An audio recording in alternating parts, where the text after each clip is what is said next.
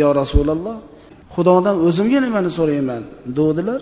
Qul Allohumma g'firli varhamni vahdini warzuqni wa'afini dedilar. Allohdan 5 ta narsani so'ra.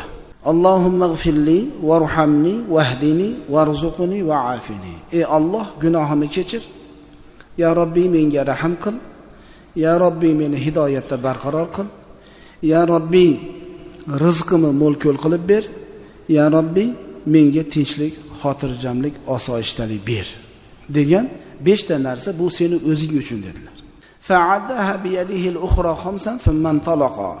Haligi Arobiy qo'li bilan sanab buni keyin ketdilarda. Payg'ambarimiz sollallohu alayhi va sallam aytgan ekanlar: "Laqad mala'a al-a'rabiyyu yadayhi min al-khayr in huwa wafa bima qala."